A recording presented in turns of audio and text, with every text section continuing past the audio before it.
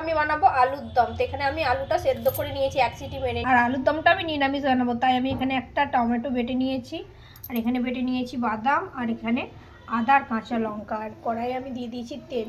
যেই কড়াইয়ে আমি আলুটাকে ফ্রাই করে সেদ্ধ করেছি সেই কড়াইয়ে আমি তেলটা দিয়ে দিয়েছি। তেলটা আমার গরম হয়ে গেছে, আমি একটু চিনি আর তেজপাতা দিয়ে দিলাম। এবার আমি দিয়ে দেবো আদা কাঁচা লঙ্কা পেস্ট। এবার আমি দিয়ে দেবো জিরে গুঁড়োটা,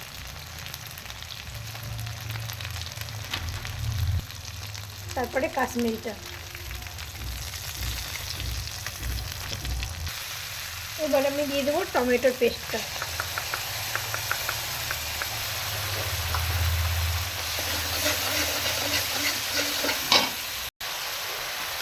এবার দিয়ে দেবো হলুদ। এবার দিয়ে দেবো পরিমাণ মতন লবণ।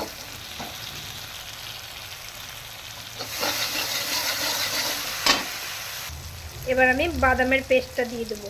যেহেতু আমার ক্যামেরা ধরার কেউ নেই, তাই আমাকে হাতে তুলে তুলেই দিতে হচ্ছে।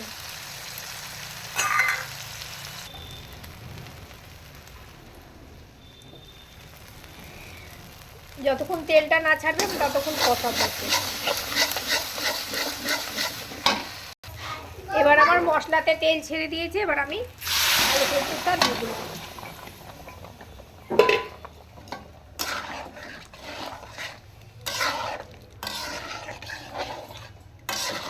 এখন সুন্দরভাবে একে কষবো। এবার আমি দিয়ে দেবো শাহি গরম মশলাটা।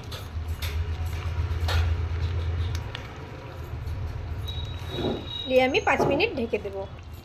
এবার আমি দিয়ে দিয়েছি শাহি গরম মশলাটা। এবার আমি 2 মিনিট ঢেকে দেবো, গ্যাসটা বন্ধ করে দেবো।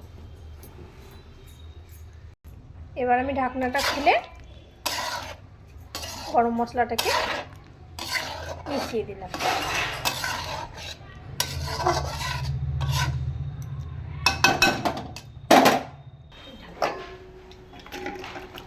এবার আমি ঢেলে নিলাম,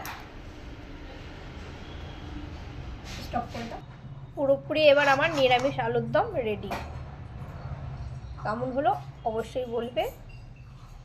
থ্যাংক ইউ, টাটা।